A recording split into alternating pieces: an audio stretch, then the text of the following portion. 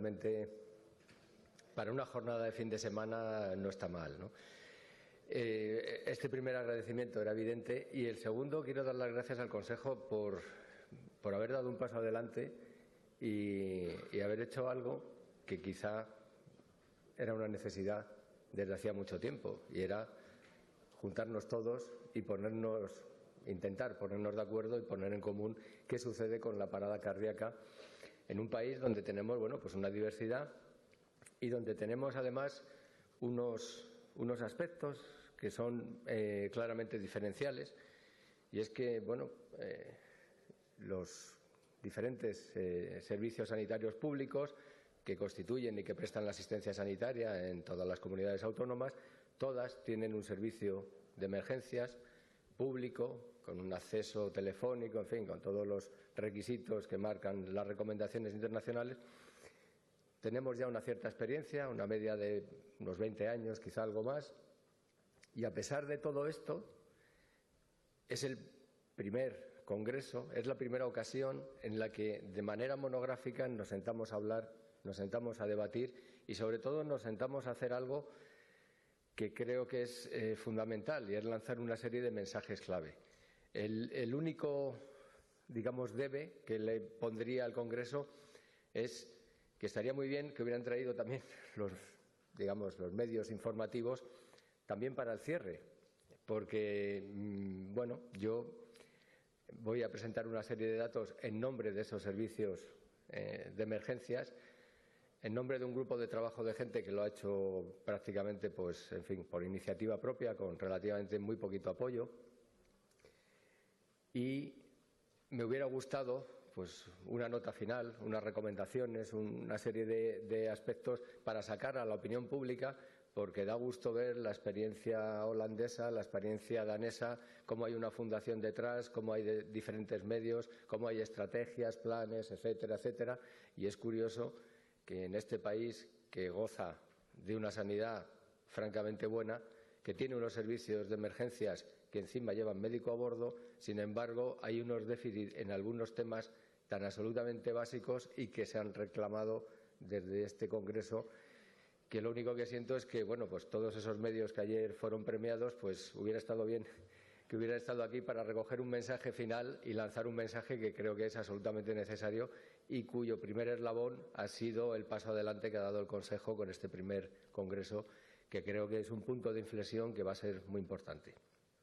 Bueno, pasado este discurso, que tenía que decirlo por algo que veremos en la última diapositiva, pasado este discurso inicial, ¿cuál era la realidad que teníamos hasta hace muy poquito? Pues la realidad es servicios públicos, servicios ya con una trayectoria razonable, esos 20 años, pero no tenemos datos de verdad de qué es lo que sucede sobre la parada cardíaca en España, porque sí podéis encontrar, no he traído la revisión para no ocupar más tiempo, pero si revisáis una serie de datos, pues cada uno de los servicios, en general muchos de ellos, hemos ido poniendo nuestro grano de arena y hemos ido poniendo datos encima de la mesa sobre qué ocurría con la parada cardíaca en las diferentes áreas de cobertura donde prestamos asistencia. Pero la realidad, como veis en la diapositiva, es que siempre han sido datos parciales, porque los criterios de inclusión son distintos, porque los objetivos son distintos. Unos medíamos hasta que el paciente recuperaba pulso, otros hasta que los pacientes llegan al hospital con pulso o no.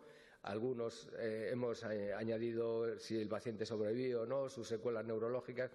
Una disparidad importante, ¿no? Y un dato muy importante: mayoritariamente siempre se publican datos retrospectivos, lo cual induce también de alguna manera unos cambios y unos sesgos metodológicos importantes, ¿no? Ante todo esto, bueno, pues ¿qué es lo que hacía falta? Pues hacía falta romper esta inercia y lanzarse a intentar un proyecto que de alguna manera más organizada, más científica, pues pudiera darnos unos resultados que dibujaran cuál es la realidad de la parada cardíaca en nuestro país, ¿no? Lanzamos un proyecto que recibió financiación del Instituto Carlos III, y pongo esto sobre todo por una cuestión que es lo que me gusta resaltar de todo este trabajo, en el cual, pues, bueno, yo estoy hablando en nombre de un grupo de más de 20 personas con sus respectivos equipos que han sido los auténticos motores de este estudio. Y lo pongo porque ha sido el primer proyecto coordinado que el FIS ha dado a servicios de emergencia, lo cual, pues bueno, conseguir un proyecto coordinado con 17 administraciones sanitarias distintas, os aseguro que es bastante complicado en cuanto a lo que es solo digamos, la parte de burocracia, ¿no? El proyecto es muy sencillo, con un objetivo general muy básico, es la supervivencia con buen estado neurológico, y con una serie de objetivos específicos, pues también sencillos, pero que eran indispensables para saber en qué punto estamos, ¿no? Cuál era la incidencia, qué porcentaje de pacientes llegan vivos y si hay variabilidad entre todos los datos, ¿no? Lo que hicimos fue un corte prospectivo. En principio iban a ser 12 meses, al final se alargó un mes más porque coincidió con algunos datos sobre un trabajo que ya ha salido citado en numerosas ocasiones, que es el Eureka. Es el primer corte a nivel europeo que se ha hecho en más de 27 países y coincidió justo con el último mes de nuestro registro, que era octubre, ante lo cual seguimos registrando un mes más para poder enviar esos datos a Europa, ¿no?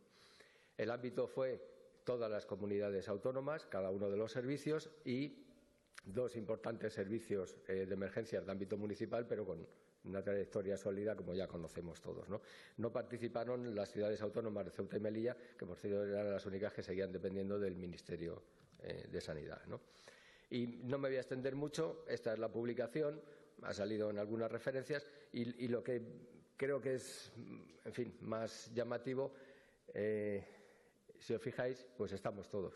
Están todos los servicios de emergencia de este país. Yo creo que es, desde mi punto de vista, es lo que de verdad le añade valor y es lo que le da un peso, digamos, de importancia más allá del trabajo científico, que ha sido muy trabajoso realmente, pero más allá de esto, el poder colaborar todos, bueno, pues es un placer poder presentar esta diapositiva, ¿no?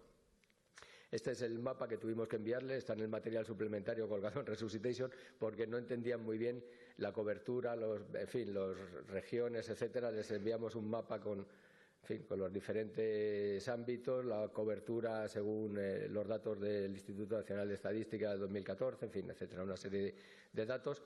Y, bueno, pues durante ese tiempo estuvimos recogiendo una muestra de pacientes y, como veis, no quiero cansaros mucho, pero en un lado está el número de pacientes que incluyó cada servicio de emergencias y en el otro lado lo que tenéis es la cobertura o la población que atiende en relación al total de la población española, para que veáis que, digamos, fue bastante homogéneo, es decir, representa bastante bien lo que cada servicio en teoría debe atender. Hay algunos pequeños desfases y eso refleja algunos datos que son bastante ciertos, y es que para la parada cardíaca los servicios de emergencias que no llegan en un tiempo razonable con una UBI móvil no cubren realmente al 100% de la población según censo electoral. Esa es la realidad. Todos disponemos, en general prácticamente todos, también de helicópteros, etcétera, que eso garantiza una serie de coberturas, pero un helicóptero para una parada cardíaca no sirve. Con lo cual hay unos porcentajes de población que quedan un poco, digamos, fuera de esa inmediatez, y eso es un poco lo que representa estos cálculos. Pero si comparáis las dos columnas veréis que son una estructura homogénea, lo cual habla muy bien del trabajo individual que hizo cada servicio de emergencias, ¿no? Estos son los datos básicos. Recogimos 9.000 y pico pacientes. La incidencia estimada, ajustando después por año y 100.000 habitantes, es muy baja. Este fue el caballo de batalla y uno de los principales problemas que tuvimos para la publicación en Resuscitation. La media en Europa está en torno a 60, con una desviación más o menos de 20 por 100.000 habitantes y año, y nos preguntaron una y otra vez qué pasaba, que por qué nosotros teníamos una media que no llega a los 20, y esa es la realidad. Estas son las paradas atendidas, nuestros registros de paradas atendidas, es decir, no recogemos los pacientes que llegamos y están fallecidos y no lo intentamos. Ocurre con muchos otros registros, uno de ellos, el más famoso, es el registro sueco, son casos atendidos, ¿no? Y es verdad que estos datos se mantienen y se mantienen de forma obstinada. Se han mantenido en el corte que hicimos para Eureka, en un trabajo anterior de colaboración que hicimos desde Andalucía con otros países europeos, y se mantienen estas cifras por diferentes motivos que, bueno, pues se pueden especular con ellos, pero hay una realidad. Hay una realidad, y es que nuestro promedio de paradas atendidas es inferior. Veremos a ver si esto se mantiene en el futuro o si estimulando y mejorando los sistemas de registro, conseguimos ser más exhaustivos y pudiera ser que por ahí se escaparan, ¿no? Pero ese es el primer dato que llamaba la atención, ¿no? Teníamos aproximadamente un 6% de reanimaciones fútiles, como veis ahí, y al final esos fueron 8.700 y pico pacientes, los pacientes que entraron en el análisis final. Como veis, una edad media joven, 20 años aproximadamente de diferencia sobre la esperanza media de vida en nuestro país, 62 para hombres, 66 para las mujeres. Y hay algunos datos llamativos que son importantes. El primero de ellos es que, como ya se ha visto y se ha recalcado de manera muy importante con la RCP telefónica, etcétera, etcétera, con todos estos datos, no siempre es evidente el motivo de inconsciente o de parada o de sospecha de parada cardíaca, y casi un tercio de los pacientes el motivo de llamada era otro y luego se encontraba con una parada cardíaca. Mayoritariamente se produce en domicilios, y un dato muy sugerente y que nos debe motivar a trabajar un montón: 3 de cada 4 paradas son presenciadas. Ahí es un elemento básico, un punto de inflexión para que empezamos a trabajar sobre el siguiente apartado que os comento. El soporte vital realizado por testigos fue muy pequeño, realmente un 18%. Si excluimos, por ser puristas, si excluimos las presenciadas por el propio equipo de emergencia, que lógicamente no da opción a que intervenga un testigo, iríamos a un 24%. Es un porcentaje pequeño y, además, con una gran variabilidad entre las diferentes regiones. Y esto es muy importante, especialmente cuando veis los datos de los tiempos. Realmente, el primer punto que veis es la mediana y el rango intercuartílico, 12 minutos con un rango entre 8 y 19, y efectivamente en los 8 minutos el 28% de nuestros casos atendidos. Eso ya significa que tenemos por fuerza que trabajar en esos primeros eslabones, porque hay 3/4, ¿no? 75% de nuestros pacientes llegamos después de esos 8 minutos, ¿no? Una etiología cardíaca próxima al 80% y un ritmo inicial desfibrilable en torno al 22%. Un uso mínimo del DEA, también muy desequilibrado según las regiones, pero un uso, como veis, muy pequeñito, inferior en torno al 4% si excluimos las presenciadas por equipos de emergencia. Y estos serían los resultados finales que os pongo. Un 33% de los pacientes llegaron con pulso al hospital. Había un porcentaje de ellos pequeñito, inferior al 2%, que estaban incluidos en programas de donación en asistolia, y también ese aproximado 2% de pacientes que llegan con RCP en curso, que ya os adelanto, cuyo resultado fue fútil completamente. Un paciente sobrevivió, fue un caso anecdótico. Y estaríamos ahí en un elemento en el que probablemente son decisiones que entran mucho en todas estas estrategias que hemos visto de qué hacer con esas paradas refractarias, etcétera, ¿no? Ahí hay un porcentaje también de un nicho de mejora muy claro, ¿no? Al final conseguimos un 11 y pico por ciento, un 11,1 para ser exactos, de supervivencia con buena recuperación neurológica, y esos datos, lógicamente, cuando nos vamos a las paradas cuyo ritmo inicial fue desfibrilable, pues obviamente los resultados son magníficos, ¿no? Es una realidad que sabemos, pero que luego en la siguiente diapositiva veremos, comparados por grupos, que es una realidad con la que no nos podemos sentir satisfechos, ¿no? Recogimos una serie de variables muy cortita, una lista muy cortita sobre los cuidados por resucitación que consideramos claves, y ahí fijaos que estábamos en un 24% de PCI. Esta mañana me ha parecido ver en el registro danés, no sé si era en el danés o los datos de Rudy Koster, no sé cuál de los dos eran, hablaban de intervencionismo en cifras que rondaban el 50%. Estandarizado, más o menos, ¿no? Es decir, aquí hay otro elemento importante. Bueno, ¿qué decir de la hipotermia? Apenas un 20%.